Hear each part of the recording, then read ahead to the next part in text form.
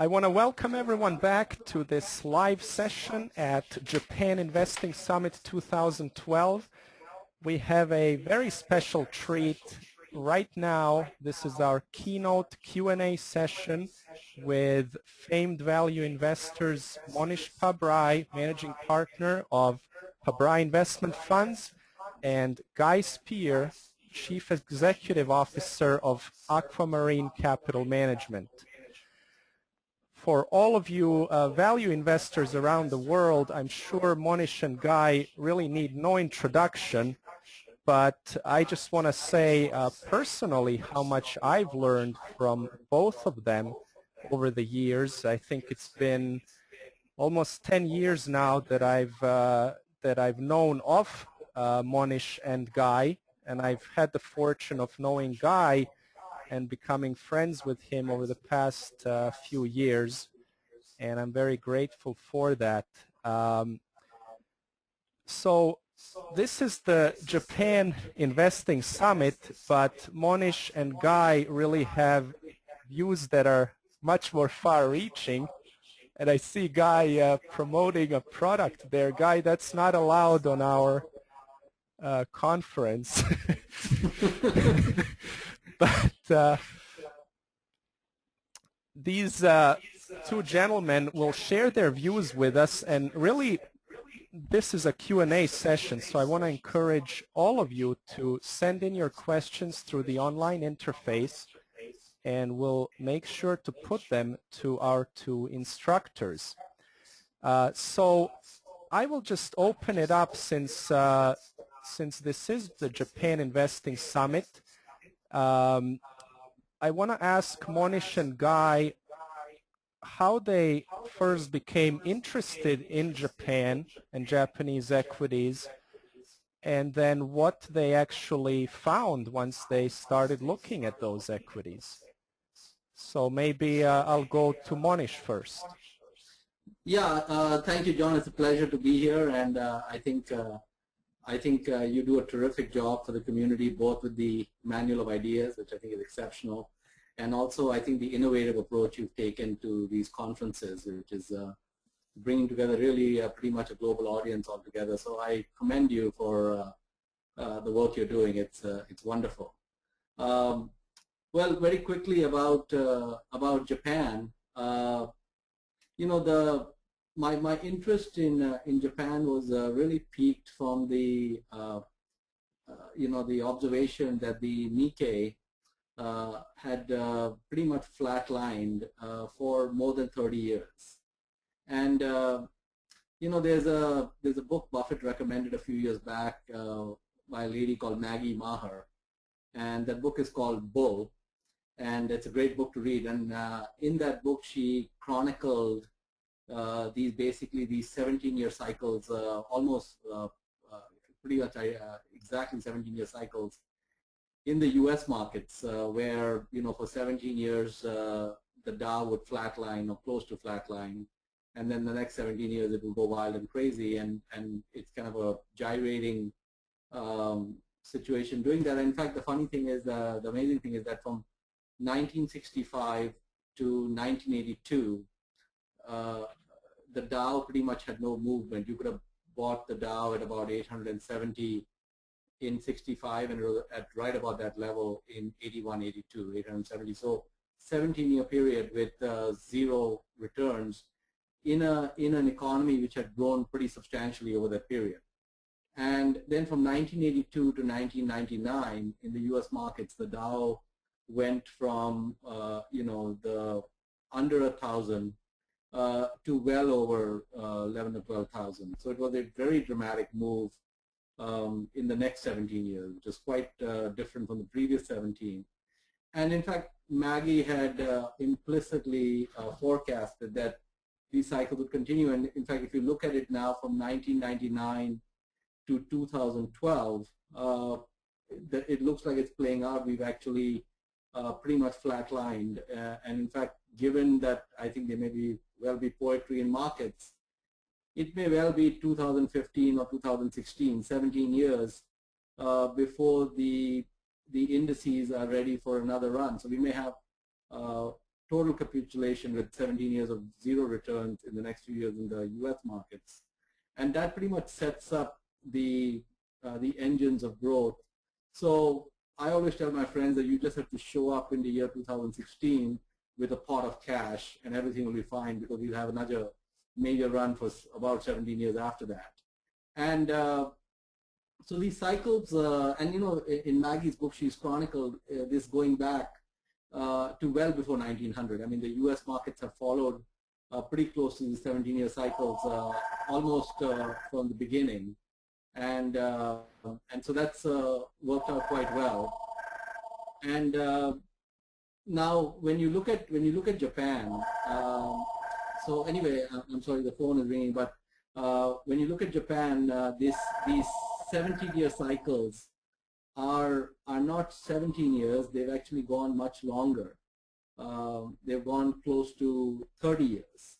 And in fact, so what happened in the US is, if you looked at the Dow in 1965, it was very overvalued. I mean, you know, P ratios more than 30 or 35. And then when you looked at it in 82, it was very undervalued. You know, you could buy GE at 7 times earnings. And then again, if you looked at it in 1999, you would again find GE at, you know, 35 times earnings. So basically, when markets do these periods of long periods of no movement with long periods of, you know, very aggressive moves, you end up with basically these very overvalued and very undervalued situations. And in Japan, that is very similar. So let's say you have a business that generates $100 million a year in cash flow, and let's say that business is trading at 15 times earnings. So it's trading at, let's say, $1.5 billion, and it makes $100 million year in and year out. And let's say the stock price doesn't move for 17 years. Well, what would end up happening is that you would have 17-year periods where, you know, the cash flow would be almost you know, I mean, I'm sorry, the cash on the balance sheet would be 1.7 billion. If there was no movement in the stock price, the market cap would still be 1.5 billion.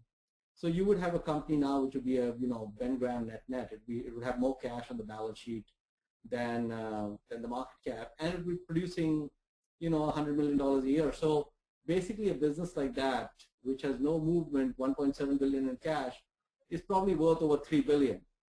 And when it's worth more than 3 billion, then you have a very significant undervaluation situation.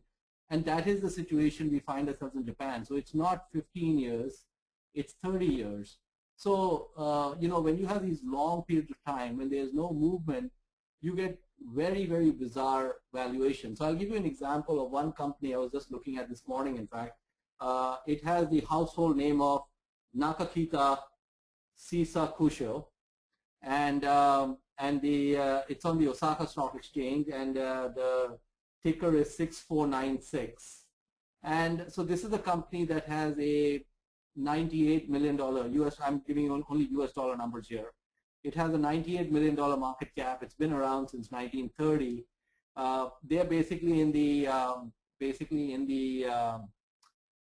extremely sexy business of manufacturing and selling valves and remote controllers for ships and power plants. And you know, the company has more than 100 million of cash on its balance sheet.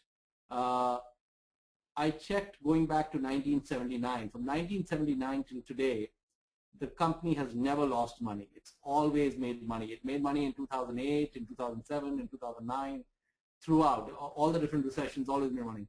It is currently producing, in the last few years, kind of $10 to $15 million a year in free cash flow, and you know, the revenues are about 270 million, and they're actually pushing a decent amount of the cash out. So the dividend yield on the stock is about 5%. It's about 4.9%. So the reason you get to these kinds of, and you know, this is not a isolated case. If you were to do a search in Japan, I think Japan is the cheapest market in the world. And if you were to specifically do screens, which are Ben Graham screens, I think it is the net capital of the world. And there's nothing wrong with these businesses. I think the only thing that's going on here is human psychology. The Nikkei was very overvalued in the late 70s and early 80s, and it is extremely undervalued today. And therein lies the opportunity. Well, maybe Guy, you could add your take as well. My 2 cents worth that is prompted by what Mohnish is saying is more about the research process and how one generates ideas. And it's interesting that I think that I was around as Mohnish was doing this, and I would have told the story that Mohnish just told quite differently. And so what I suggest you do now as I tell this is, I think that Mohnish is up on the screen, so watch his face to see if he's making agreeing signs or not, because I'm going to tell something that I think is more accurate about what actually happened, and then comment a little bit about why our human memories do this and what we should learn from it. Guy, I'm sorry, Guy, before you do, could you try turning down your speakers if you have some, just to try to get rid of the echo? Yes, so do we have no echo now? Yeah, look, some... How do we... Okay. How do we sound now? Is the echo gone away? Still a little bit of echo, but go ahead. I think we can still my hear apologies. I can turn away or look away. So just interrupt me, John, if you're not hearing me clearly.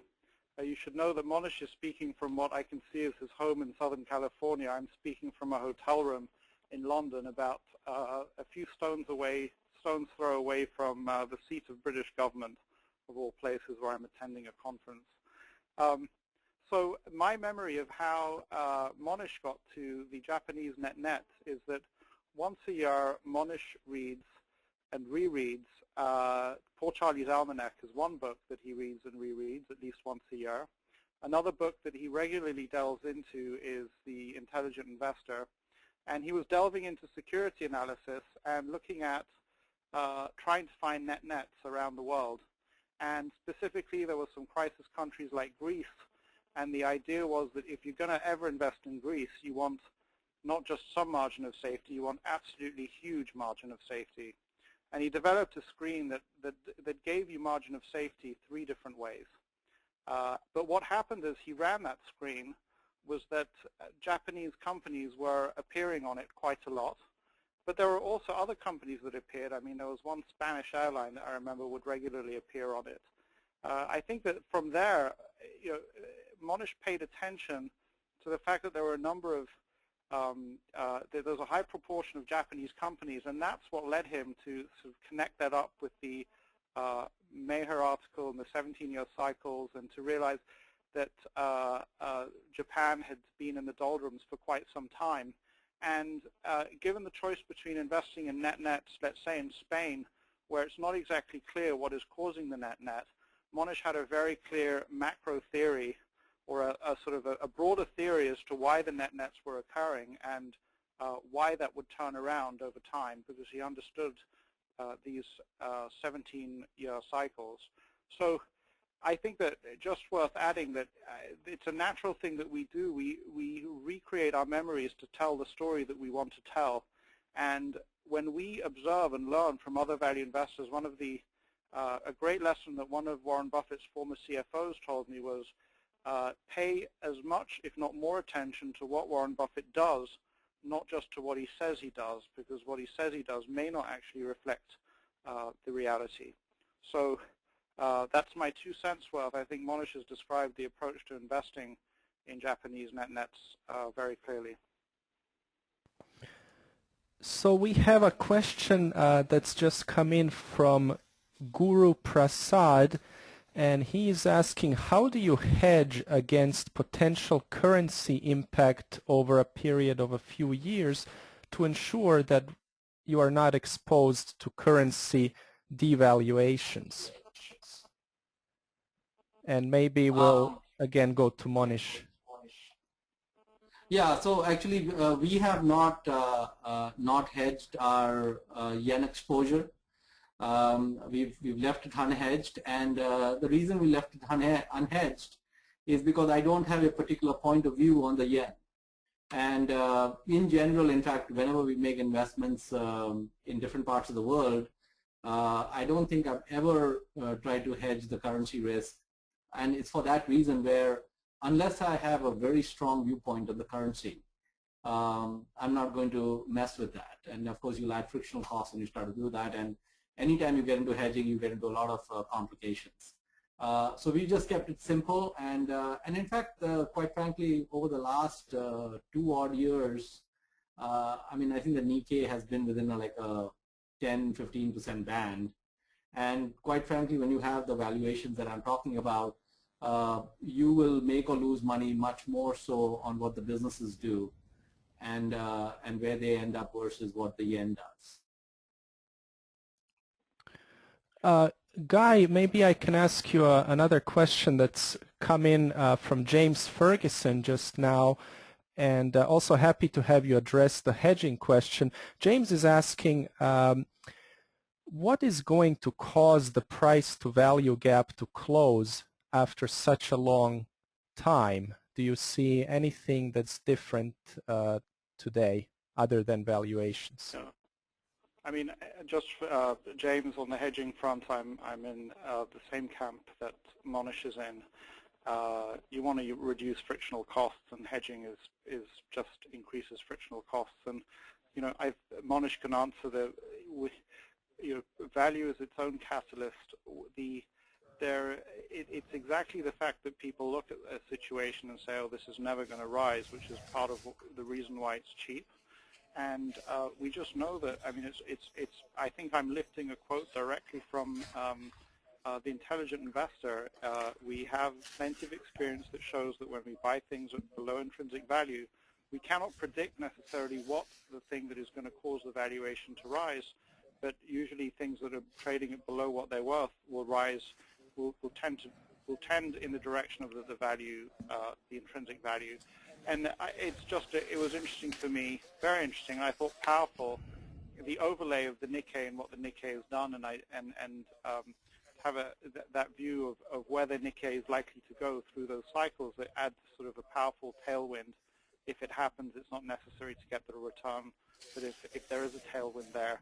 And you know, if one identifies a third reason, or a third long-term tendency, you get potentially what Charlie Munger would call a Lollapalooza effect. But I would actually take the group to a different place. I would actually argue that you know, the approach that Mohnish has taken and that I have taken does not involve it's the holding the Geiger counter over the stocks. It's not about having deep understanding of the business, and it's actually something that doesn't require a huge amount of creative and insightful brain power, because you're applying some very simple principles time and again.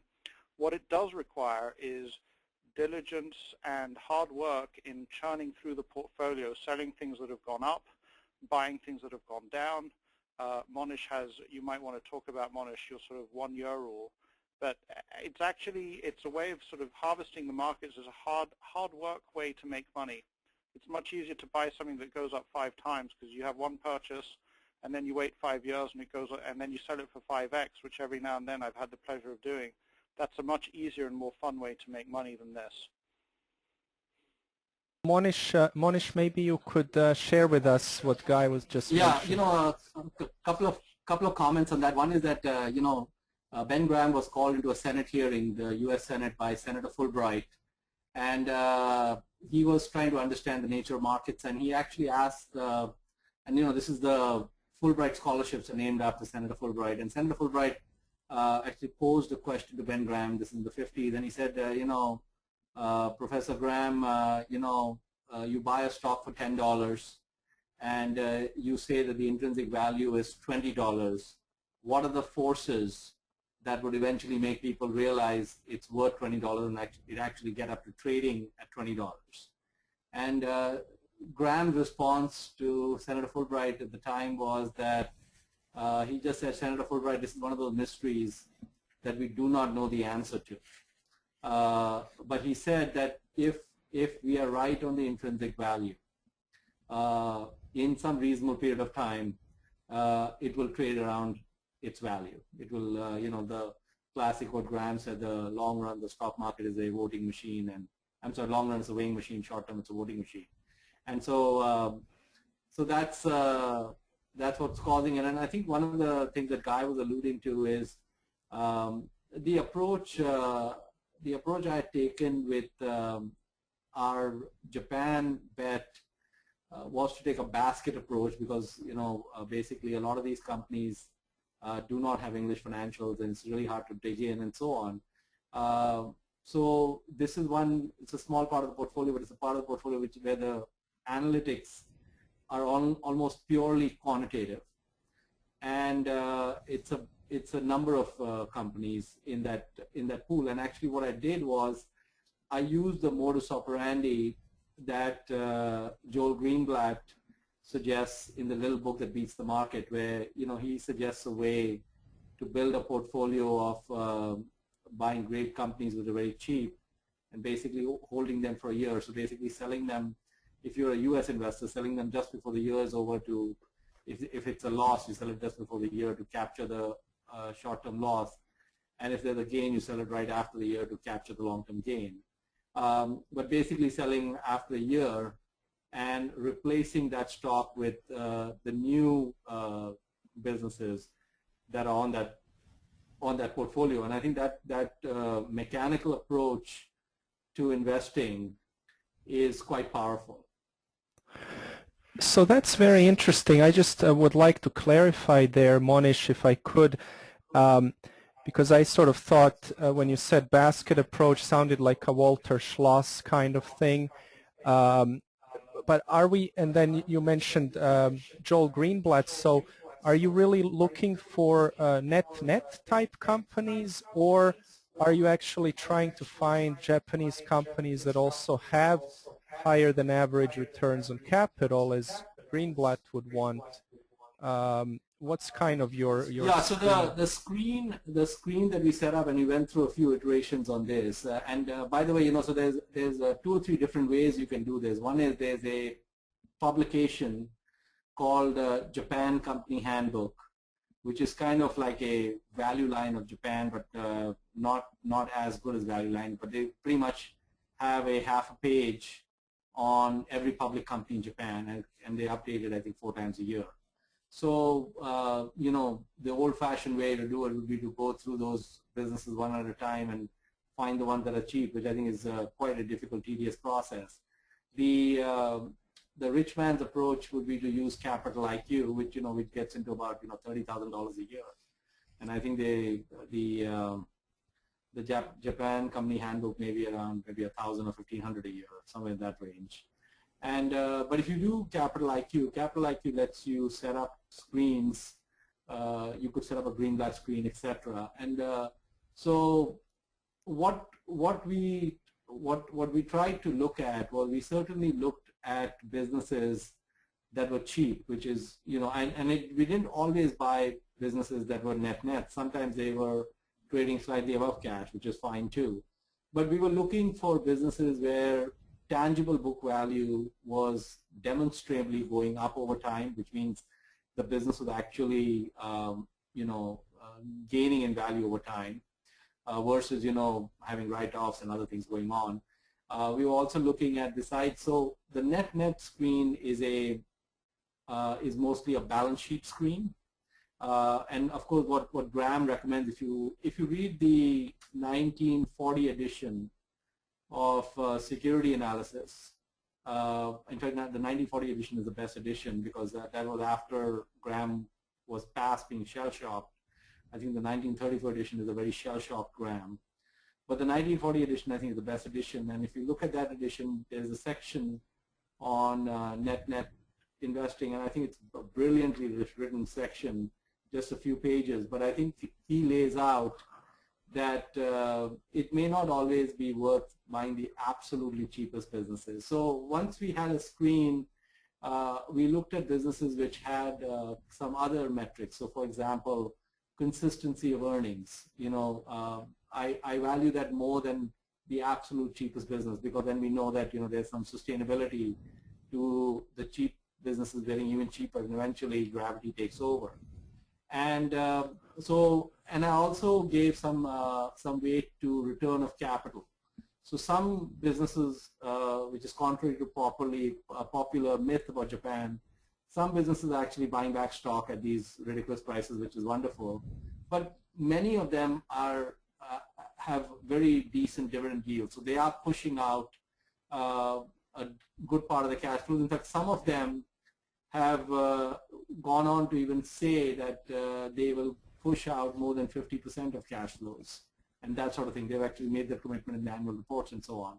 So, besides having the cheap metric, I also gave weight to consistent growth in book value, and ideally some consistency on cash flows and earnings.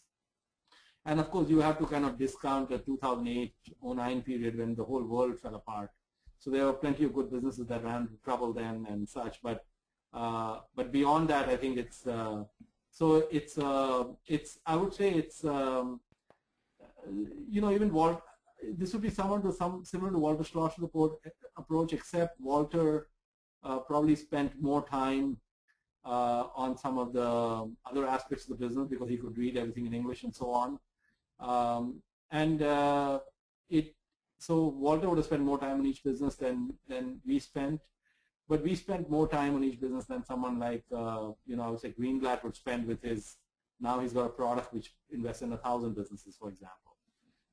So we spend a little bit more time on some of these other quantitative metrics.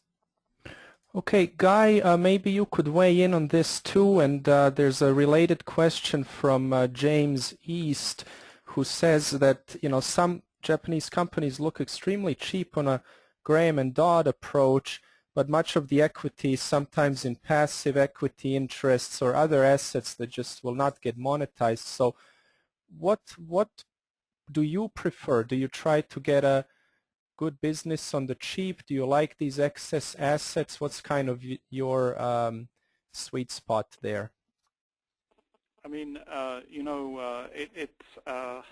so one thing I would say is that if you can find a business that's egregiously cheap with some kind of clear catalyst or well-understood catalyst that is clearer than what Mohnish has laid out in Japan, it's probably a better place to go. And I would tell you that in the midst of buying Japan, I saw some things in the US that made me divert excess portfolio cash into Japan, out of Japan and into some other things in the US.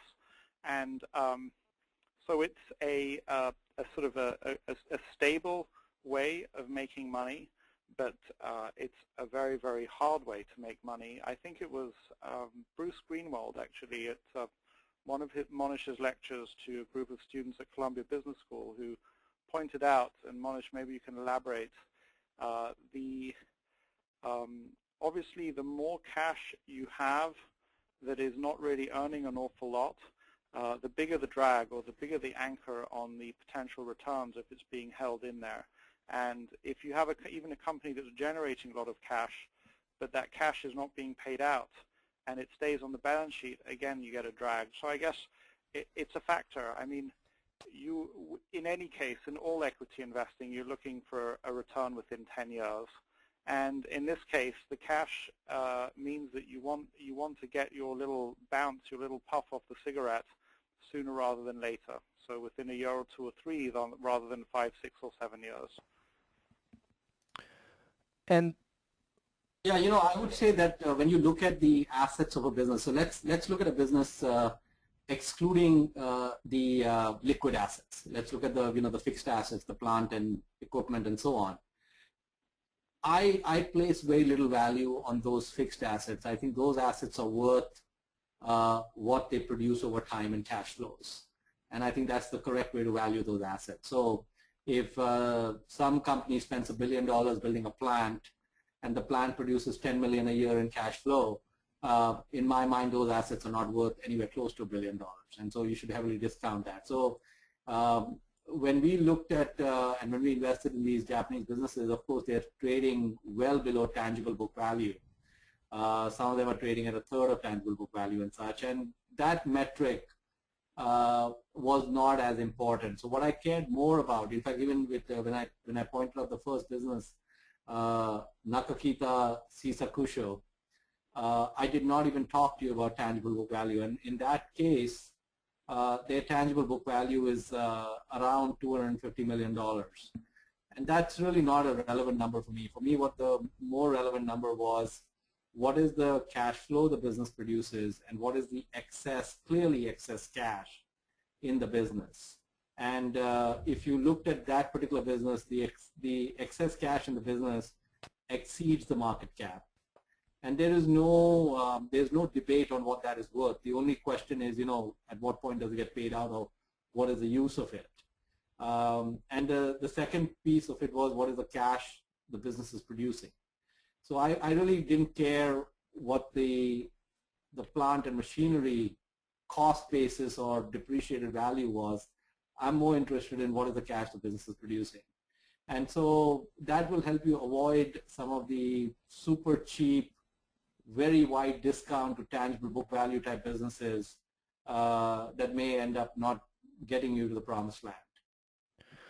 So Guy, you've alluded to other opportunities you found in the US and that have been better than Japan, and I know, Mohnish, you obviously look all around the world as well. So I'd like to maybe just get your insights into the opportunity cost and how you weigh that, and what's happened over the past 2 or 3 years that you've looked at Japan.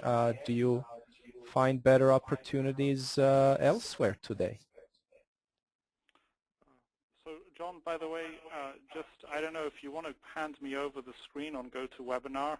I've actually the uses of technology. I have a Japan screen open, one that I've used in the past, and if your participants are interested, I can talk through how I would have evaluated this screen and what I would have done with it and how I set it up. I don't know if people are curious. But, let's do it. I'll give you the screen right now. Yeah. So let's hope this works. try to show your screen, Guy. Bear with me. Just clicking through a few windows here. Can you see my screen? We see it. So there you have Capital IQ, and I'm not going to go into all the this is just the results of the screen. And if I just scroll across here, there is a number by which I have ordered these by order of most juicy to least juicy, and I'm just scrolling around to find it. Of course, when I'm actually live, I can't find it. Well, you've got the company name and the geographic location. This is stuff that I probably just didn't clean off. Total enterprise value to EBIT, that's not meaningful because the enterprise value is negative in the very top one. I have a calculation of ROCE. I've got a bunch of information there about what industry the company is in, and there's a whole bunch of numbers that in some of the screens I don't have all of that there. But why am I missing out on my key calculation, which is here? So we have where my mouse is now. I did a custom data point where I calculated the average of the last 5 years net income, and here we have a custom data point where I went and took the average of the last 5 years of EBIT, and I multiplied it by 10, and then I added in cash and long-term investments less debt, and divided it by the market cap to get a very sort of rough idea of what could this thing go up by. And you can see that in the first one, it's 11 times. Now I should tell you that, and I hope that Mohnish is okay with this, I'm not actually sharing with you my insights, I'm sharing with you Mohnish's insights. So this was a way of thinking about it that Mohnish came up with. Now, the first one, if we just look across here, is a shipping company. It's not actually. I thought yes, it's Nomura Shipbuilding, and the reason why that number is so high, 11x, is that we've missed out something that over time I learned to sort of check for, but these guys get prepaid to build ships, and of course there's a huge liability in terms of the cost to build the ship, which is not reflected in the financial statement. So in my case, that would have been ruled out because I had no way of judging exactly how much of that cash was mine. The next one down is a shipping company. But if we go down, and again, so you might want to, if you do this at home, you might want to make a cutoff, but you see it comes down to 5.6x. I mean, this is kind of raw numbers. This suggests that all things being great, this thing could easily go up 4x. Now, if we come down to Daiwa Industries, it's a 3.9x. I've got my mouse over it here, and you see that if we go to the description, this is something that I've actually presented at presentations.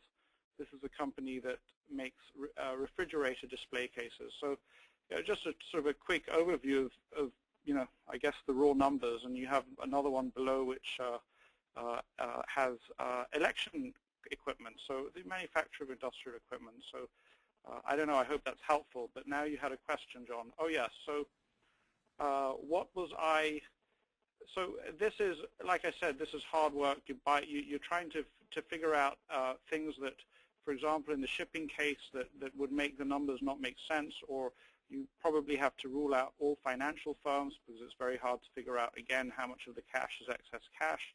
And so, but you're really just trying to find things where you've ruled out the major reasons why this would not be go up 2 or 3 or 4 or more times.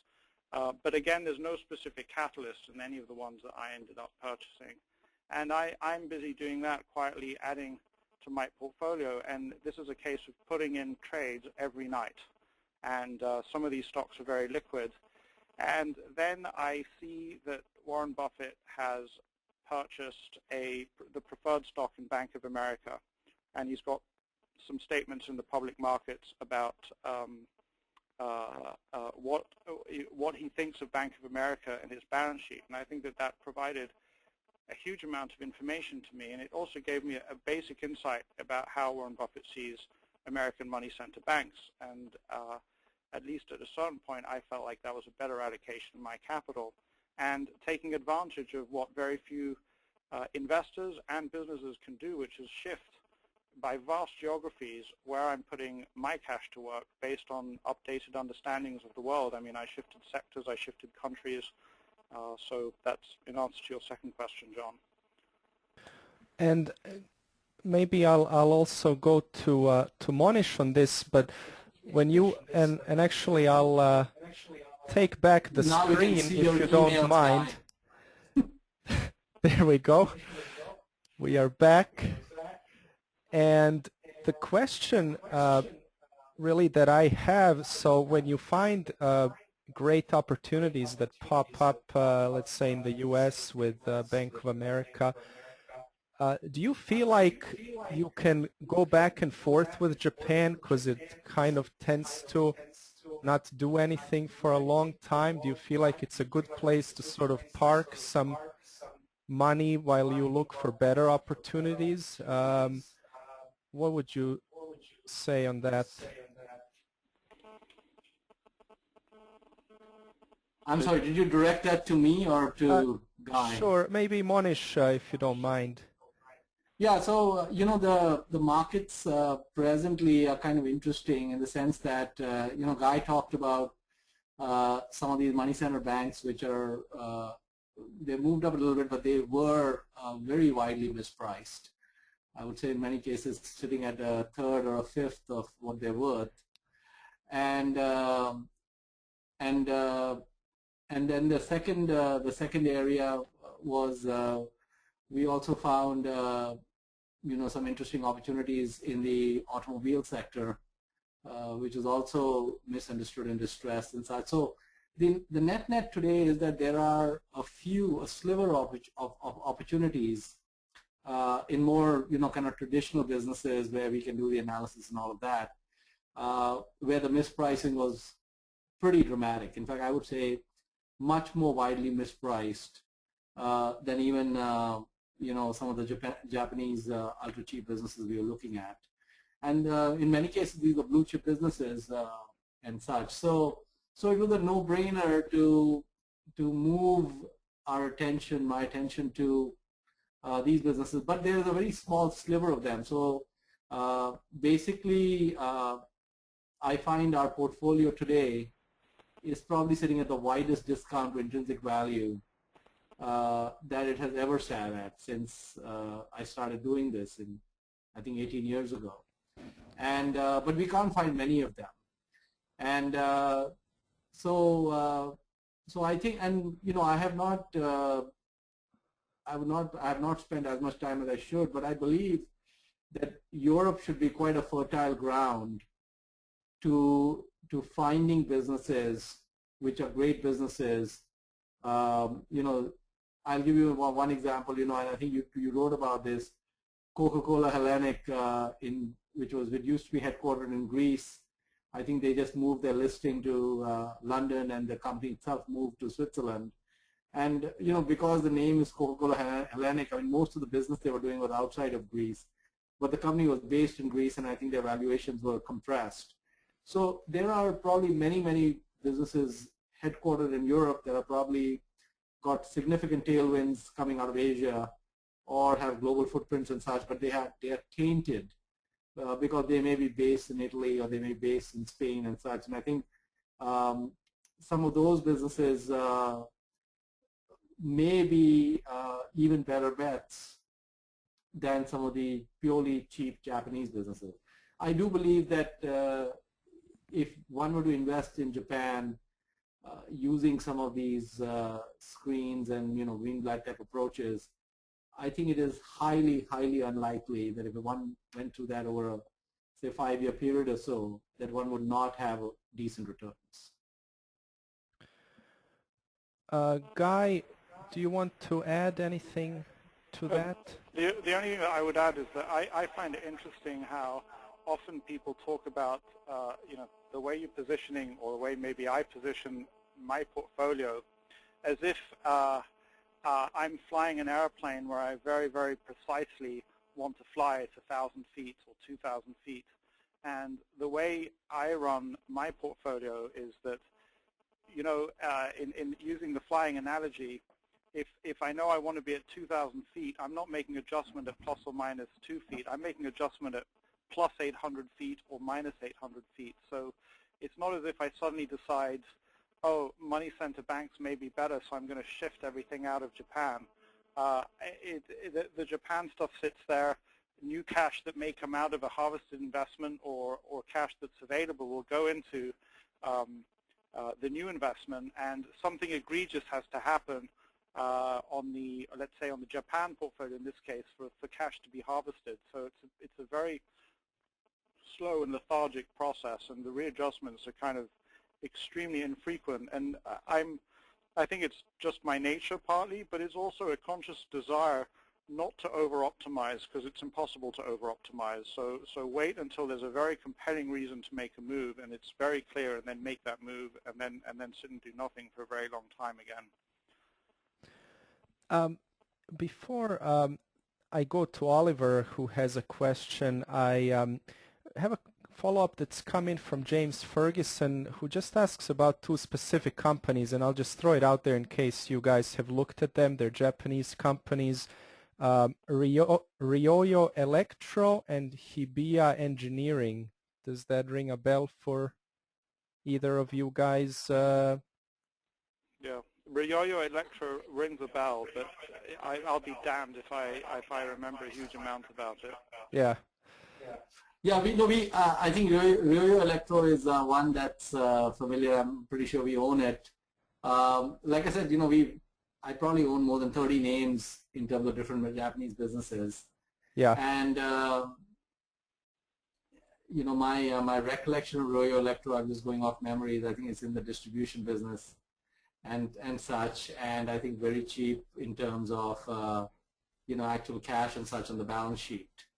But I would say that I think if you're going to go into Japan, you're best off not trying to find one or two businesses, because I think it's difficult to do the deep analysis on these businesses. I think you're better off having a dozen, 15 or so of these businesses, and then take it from there. Okay. I do want to go to Oliver. Before I do that, I'll just remind everyone, if you have questions for Mohnish and Guy, feel free to send them in right now. And I also want to just welcome right now a few folks that are on the call, because I see that we have Ciccio Azzolini in Italy. Hi, Ciccio. We have Dave Sather in Texas. We have Georg Krech in the Netherlands. We have Kjetil Nyland, who, if I remember correctly, is in Norway.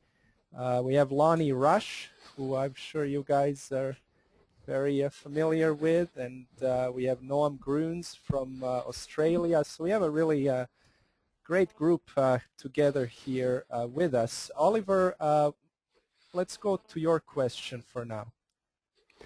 Thanks, John. And I'm really just curious to hear if you were ever tempted to consider some of the names that are perhaps more familiar to investors abroad, some of the Japanese household names that are good businesses, whether it's a Shimano that Jean-Marie Everard likes to talk about, or even companies that perhaps are challenged, like a Sony right now, whether you're ever tempted to perhaps, given the apathy on Japan by so many investors, that you can even make trades with some of these highly liquid big names, or even with an Olympus post-scandal where the valuation becomes perhaps interesting. Has that ever tempted you?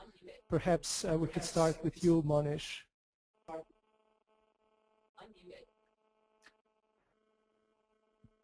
Do you want to go ahead, Guy? You know, I find myself repeating something that I've said in other contexts, and I guess one should repeat it often because it took me a hell of a long time to learn it. If you're going to pay up for something, and I would argue that most of those businesses are a hell of a lot more expensive than some of the nets that you uncover in the screens that I did, you need to know so much more about them before you get to any sense of confidence that you can generate the kinds of returns that you want to generate. And in my case, I think the likelihood that I could get to that level of knowledge about a Japanese company is extremely low. And when I looked at the larger caps, I actually started off looking at, you know, Sony and companies like that. They just were nowhere near cheap enough. Yeah, you know, Shimano is a great business. I think it's an incredible franchise, and I think I did at one point spend about 5 minutes looking at it, and then I just looked at some of the valuation numbers, and I mean, it's I mean, I would say, you know, it's kind of like, you know, the U.S. markets have not moved for 13 years, but Chipotle has moved a lot in that period. So I think that it is not true that just because the Nikkei is flat that every Japanese business has stayed flat. I think some of these exceptional businesses, they may well be bargains, but they're not obvious to me, and probably not to Guy either.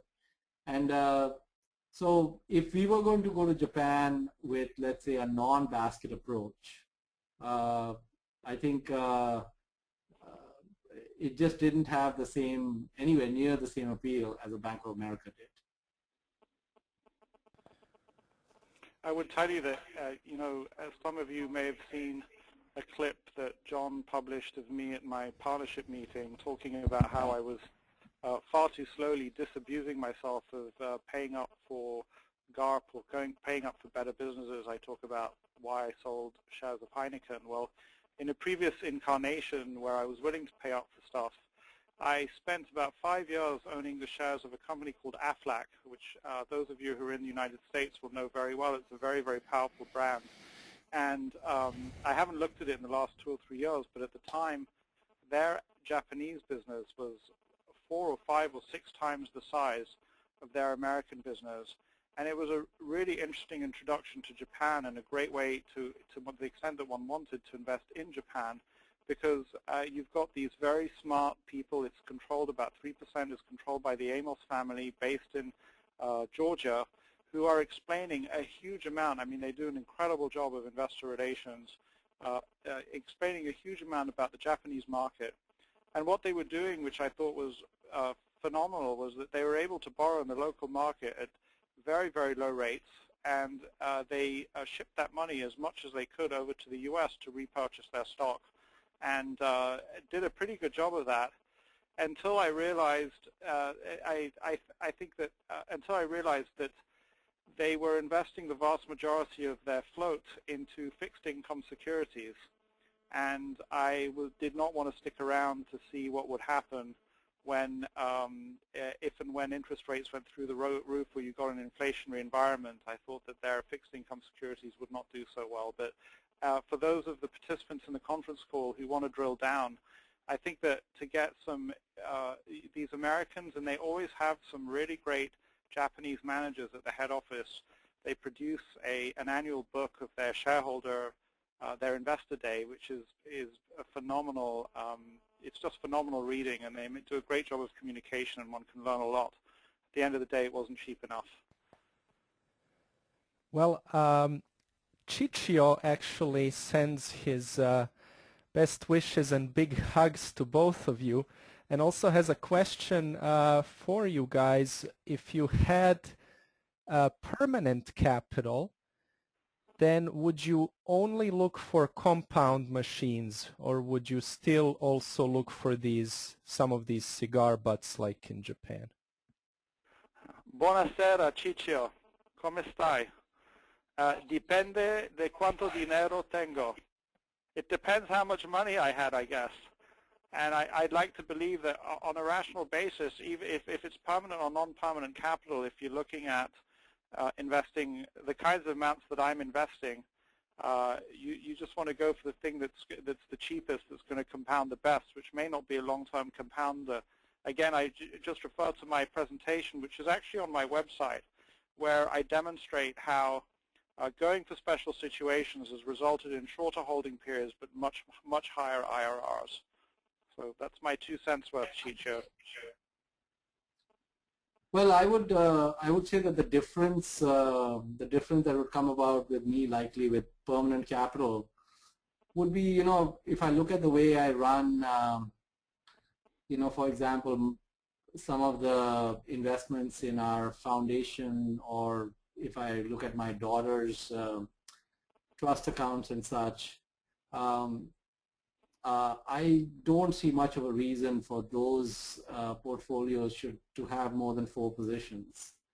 And I don't think Japan would rise up. I think what I would do right now, if I were running permanent capital, is I would be down to 4 or 5 positions, because the volatility would be irrelevant.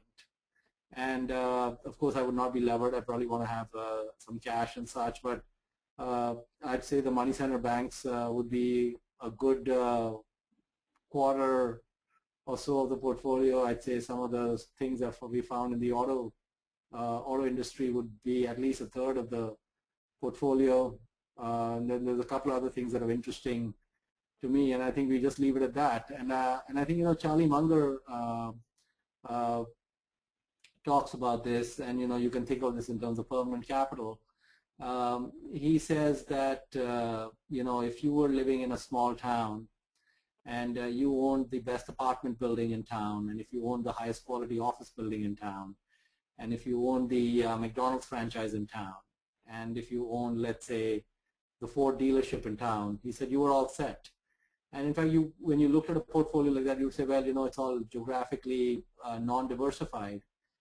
But more than likely you would end up doing quite well with those sorts of assets, assuming you bought them at the right prices.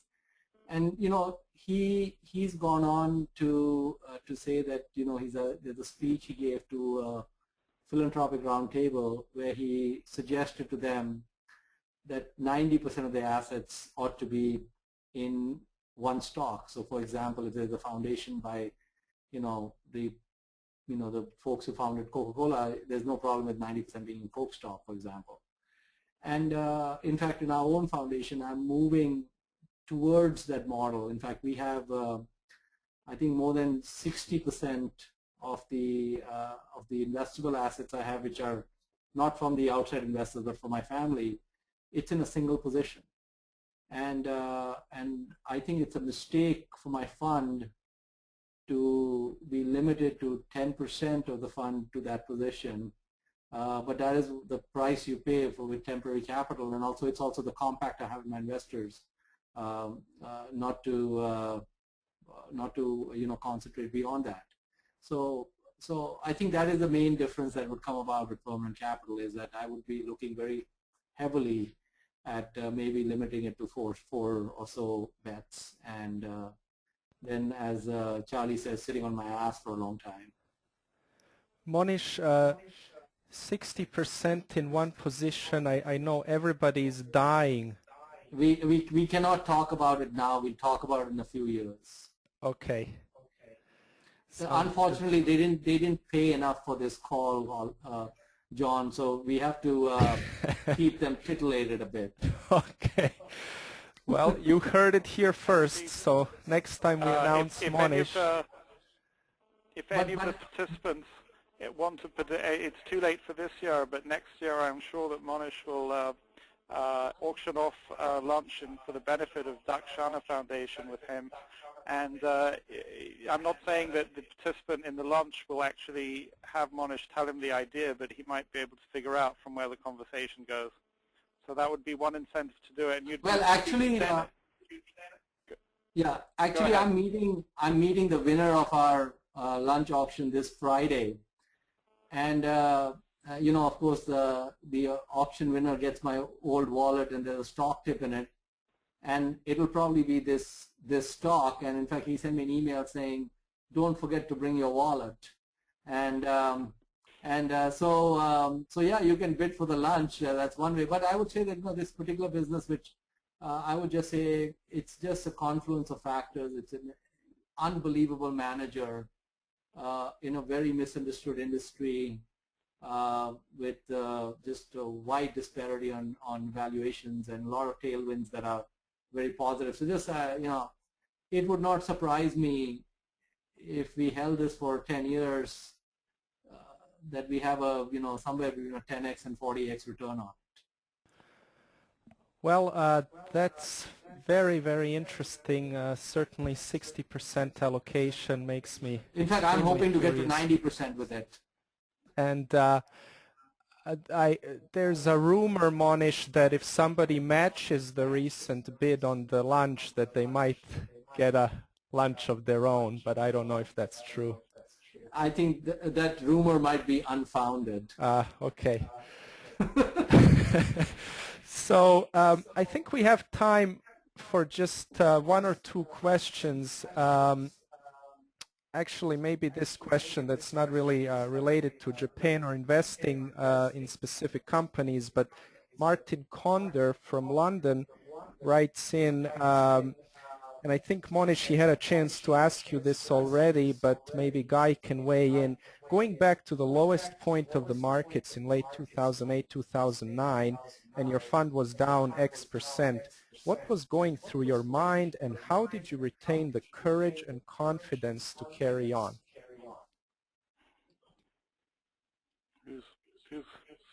Is this the question for me? For you, Guy. So what was going through my mind? The worst part of that period was that I was getting redeemed.